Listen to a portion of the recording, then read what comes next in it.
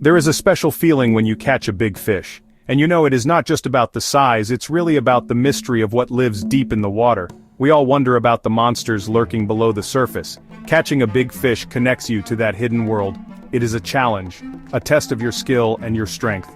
The fight, honestly, is incredible. The pull on your line is powerful. It is a battle between you and a wild creature. This is why people from all over the world dream of catching that one giant fish.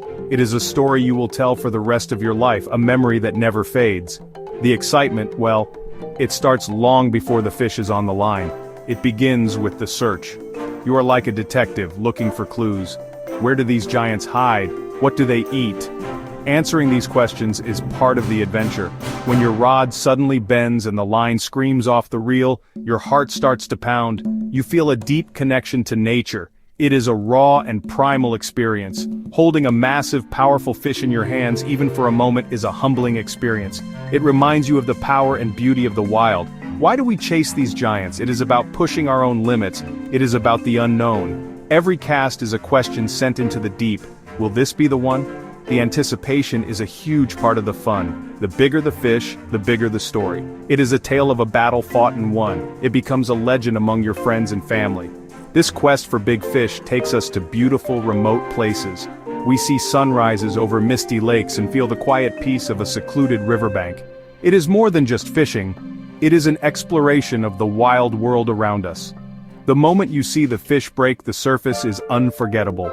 It is a flash of silver or gold, a powerful tail splash.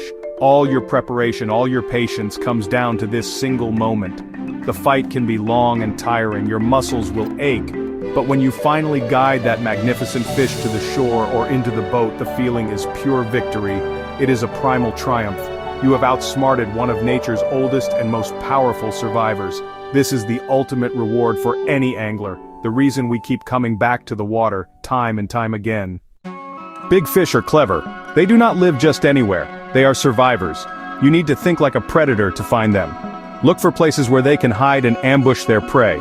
Deep holes in rivers are excellent spots. The bottom of a lake, especially near drop-offs, is another good place.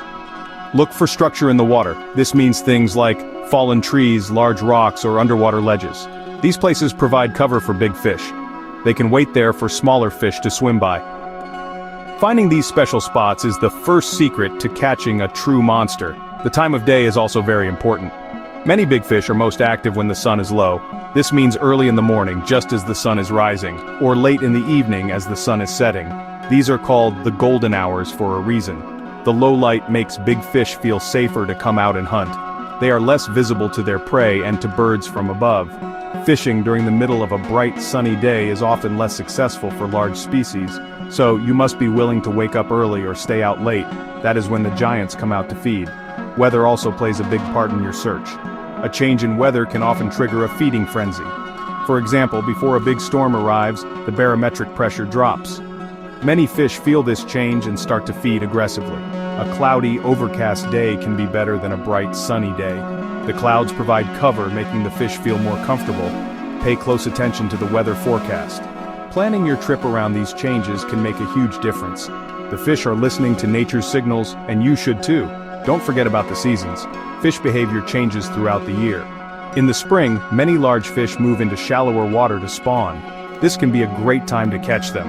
In the summer, they might go deeper to find cooler water. In the fall, they often feed heavily to prepare for the winter. Understanding these seasonal patterns is key. Each season presents a different opportunity.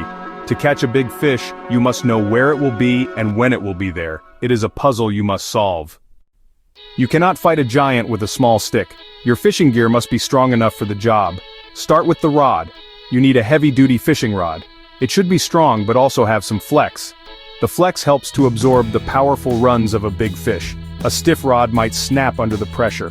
Look for a rod that is rated for heavy fish. The reel is just as important. You need a reel with a good drag system. The drag puts pressure on the fish and tires it out. It must be smooth and reliable. A cheap reel will fail when you need it most. The fishing line is your direct connection to the fish. Do not use a thin, weak line. Choose a strong line, like a braided line. Braided lines are very strong for their diameter. They also do not stretch much. This means you can feel the bite better and set the hook hard. You will also need a strong leader. A leader is a piece of extra tough line tied to the end of your main line. Big fish often have sharp teeth or rough mouths. A leader made of fluorocarbon or steel can prevent the line from being cut. Always check your knots. A bad knot is a weak link that will break. The bait you use is critical. Big fish want a big meal. Using small bait will usually only attract small fish. You need to offer them something substantial. Large live baits like big shiner minnows, suckers, or bluegills can be very effective. Make sure using them as bait is legal in your area. You can also use large cut baits. This is a piece of a bigger fish. The scent of cut bait travels through the water and attracts predators from far away. For some fish like big catfish, smelly baits work wonders. The key is to match your bait to what the big fish in that water normally eat. You also need the right hooks. A small hook will not work on a big fish. It might not even go into its tough mouth, or it could straighten out during the fight. Use large, strong hooks. Circle hooks are a great choice. They are designed to hook the fish in the corner of the mouth. This is better for the fish and makes it easier to get a solid hook set. Make sure your hooks are sharp. A dull hook will not penetrate. You can use a small file to sharpen your hooks before you cast. Your gear is your lifeline. Make sure every piece is ready for the battle. Now you are at the right spot, at the right time, with the right gear. It is time to cast your line. With heavy bait, you don't need a fancy cast. A simple, smooth lob will get your bait into the water. Try to cast near the places you identified, like the fallen tree or the deep hole. Once your bait is on the bottom, you must be patient. This is the hardest part for many people. Catching monster fish is not a fast sport. It is a waiting game. You might sit for hours without a single bite. This is normal. You have to trust your spot and your technique. While you wait, stay alert. Keep your line tight enough to feel any movement, but not so tight that the fish feels resistance when it picks up the bait. Some big fish bite very gently at first. It might just be a small tap tap tap. Other times the bite will be violent and your rod will bend over hard. You must be ready for either. Set your rod in a strong rod holder so it doesn't get pulled into the water. Watch your rod tip closely. Any strange movement could be the monster you are looking for. Patience is a virtue, and in fishing, it is a necessary skill. When you finally get a bite and the fight is on, stay calm, let the fish run. Do not try to force it in too quickly.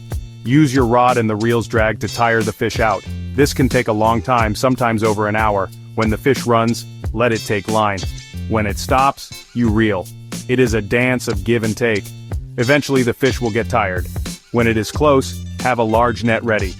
Guiding a huge, tired fish into a net is the final step. Always handle the fish carefully. These are magnificent old creatures and they deserve our respect. Finally, safety and conservation are the most important parts of any fishing trip. Always tell someone where you are going and when you plan to be back. Wear a life jacket if you are in a boat. Be careful of slippery riverbanks. And think about the fish. If you are not going to eat it, release it quickly and safely. This is called catch and release. Handle the fish with wet hands and support its body. Keep it in the water as much as possible. A quick photo is fine, then let it go. By protecting these giants, we ensure that future generations can also experience the thrill of the hunt.